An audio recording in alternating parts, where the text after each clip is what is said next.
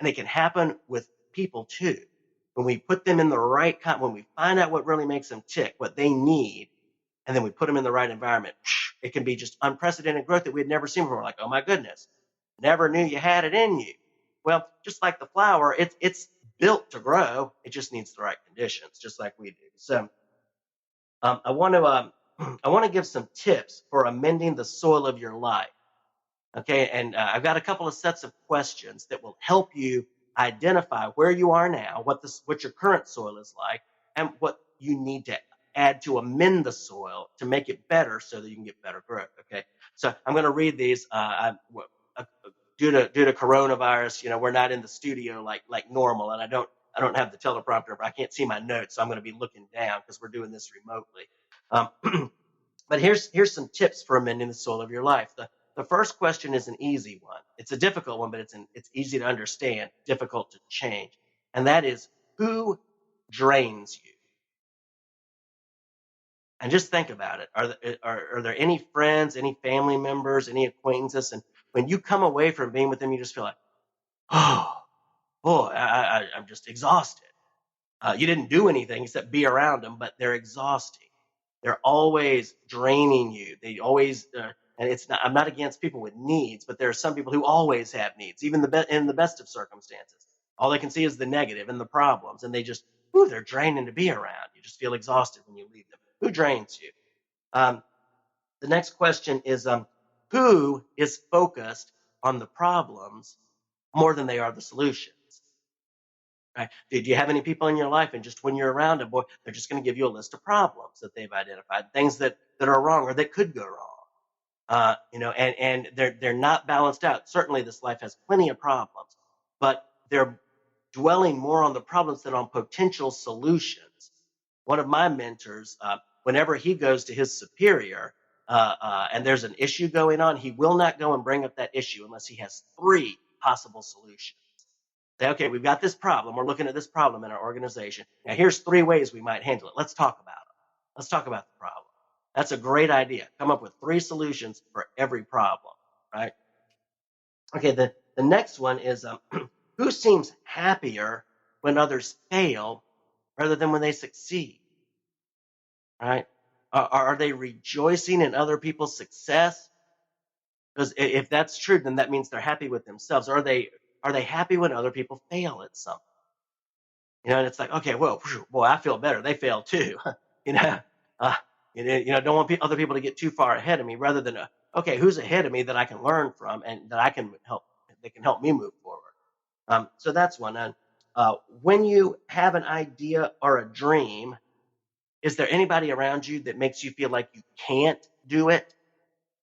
I remember one time this young lady came up to me and she said, "Wow," she said, "I just want to be a nurse." She was a CNA, and she seemed smart, intelligent. She seemed put together. She was well spoken. She seemed that she really had a heart for helping people through the nursing skills. And she said, "I really want to be a nurse, but I just don't know. I just don't know if I can. I don't know if it's for me." And I thought, well, you seem like the ideal candidate. Why wouldn't you be able to do that? She said, "Well, ever since I was a little girl, every time there was something I really wanted to do, a dream or a vision I had, my mom would always tell me, 'That's not for you. You can't do that. Put that out of your head. You're not smart enough, pretty enough, fast enough, popular enough, rich enough, whatever. You're not. So it's important to eliminate those voices to the greatest extent possible from our lives. And, the people who told us those things, who planted those seeds of doubt in our mind, they may be gone from the world, but those seeds can still remain until they are addressed and uncovered and changed. That's amending the soil, putting the right beliefs and the right messages in. Okay, another one is who seems to be threatened by you actually succeeding? I've known some people, and you probably have too, that they just seem threatened. It's like, no, we don't want your good idea here. We don't want your best. It threatens us. Wow, who knows, man? People might not need us as much. If you come along with a good idea, they might start looking to you instead of looking to us. Instead of everybody getting together and go, hey, what are the best ideas we can come up with? And what are your gifts? And what can you do? And how can we all work together towards a good end? Who seems threatened by that? That's poor soil to be around somebody like that. You're not going to grow as much in the company of those folks. And the last one I want to say is who that you know seems to want to stay the same. They just, they can give you every reason in the book why they're not growing. Anything that they're not doing to move forward, they'll have a good reason and justification why they're not doing it, right? Versus somebody who's hungry to move forward. That's one of the greatest qualities you can have in a person or a team member is to be hungry to get better, hungry to move forward, hungry to reach out, branch out into new things.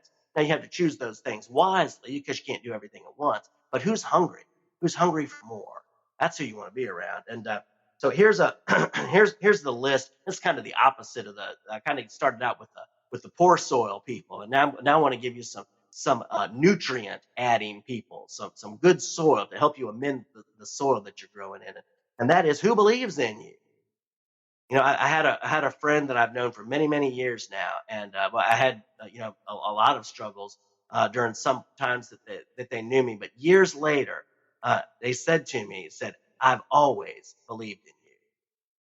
They believed in me whether I was having a good day or a bad day, whether I was confused or clear, whether I was up or down. They just believed in me. And it meant so much when that person said, because they had seen me struggle with a lot of things, and they came back and they said, I've always believed in you. I've always known there was something there, that you had good DNA, you were good seed, and you were going to find that right environment to grow in. Who believes in you? The next one is what resources inspire you? I hope that this podcast encourages you, but if this one doesn't, maybe there's another one that does. Maybe there's a book that does. Maybe there's a person who, being around them, it's like, wow, I love how you've grown, what you've become. I know your story. I love your journey. Wow, I want a pint of what you're drinking. Hook me up, because I see what it's done for you, and I want some of the same thing. That's important. And it's encouraging if others have seen us grow and they come to us and go, wow. I had a friend do that one time.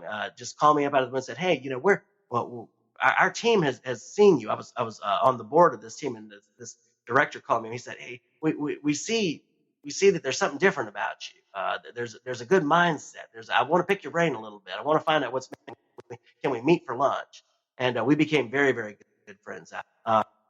And so it's encouraging if people come along and want that. The next thing is who brings perspective on possible solutions to you as opposed to just wallowing in the problems.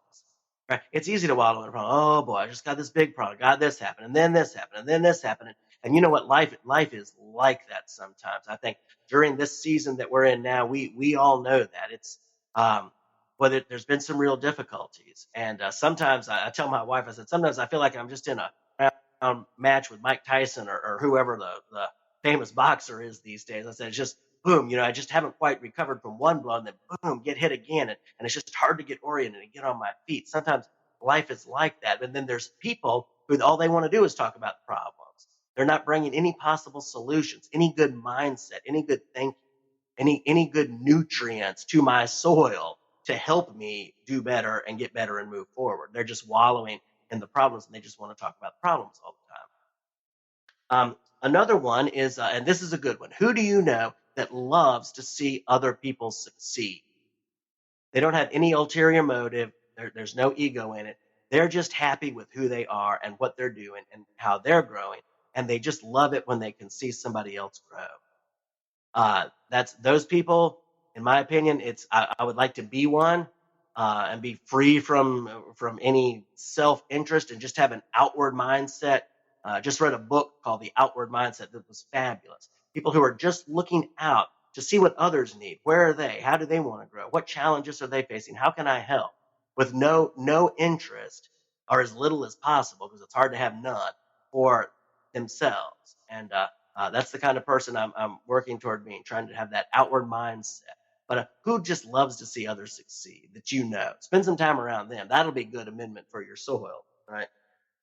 And then who helps you to imagine bigger or better?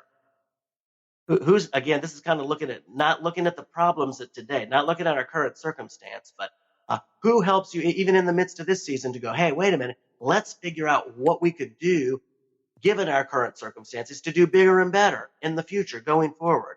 Let me not look at the difficulty of the circumstances. Let me look at the possibilities.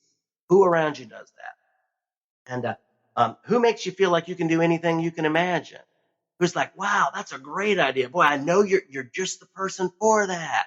Maybe that's why that idea came to you. It's because you're the one who needs to do it. That's a wonderful idea. Is there any way I can help you? Who helps you believe that you can fulfill your ideas? And along with that, who's your biggest cheerleader?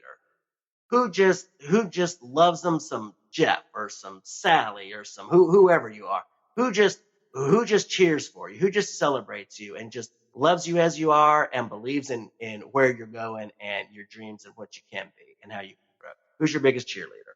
And who isn't threatened by your success? If you've got something great, if you've done had a good experience and a good growth, a good opportunity, who's just like, wow, that's great, that's so good to hear. They're not threatened by it. It's not like, oh, wow, well, your success makes me feel bad because I haven't done much recently. Who just loves to see you succeed and just really rejoices in that with you.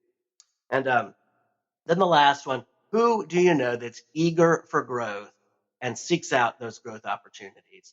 Hey, maybe there's hey, you got to read this book. Boy, I just benefited from it, and I think you're going to love it. Or this show or this podcast, or my wife and I've been watching some movies that were very gave us some aha moments about the history of our country.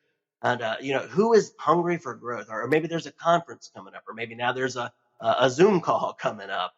There's been a lot of them these days that I hear are great. I've been working on some of my own things. I haven't been on too many of them, but who is it that's like, hey, this is good stuff. Hey, come with me to the good things. They're hungry for growth and looking for new opportunities, and they want to invite you along. So those people, those resources, that mindset, that's what's going to help with the soil. That's what's going to help provide the nutrients like it does to the plants in the garden. That's what's going to provide the nutrients to our minds, our mentality, our growth. And well, I hope you know some of those kind of people and resources that I've been talking about that are just there to help you move forward. And if I can be of any further assistance at all or help you in any way, please feel free to reach out to me. If you're watching this, you see on the screen, I'm Jeff at Jeff Byrd Coaching. Byrd is with a Y. Jeff at jeffbyrdcoaching.com. Feel free to reach out, leave a comment wherever you may be watching this, or just get in touch with me. Website is jeffbyrdcoaching.com. You can reach me there too. But if there's anything I can do to help you, please let me know. And in the meantime, I hope that you are surrounded by good soil and that you're pleased with your growth and pleased with the growth of others, and always coming up with new ideas, especially in these trying times, coming up with new things and finding good direction and good support to help you and all of us keep going forward. So thank you so much for tuning in. Again, I'm Jeff Byrd, and this is, like I said, this is part of a series. We've been doing this series on comparing the garden and cultivating those seeds of your ideas to cultivating the seeds of our ideas and our beliefs and our own personal development, applying that to our lives. And, so thank you so much for tuning in. Until next time, God bless you. Hope you have a great day.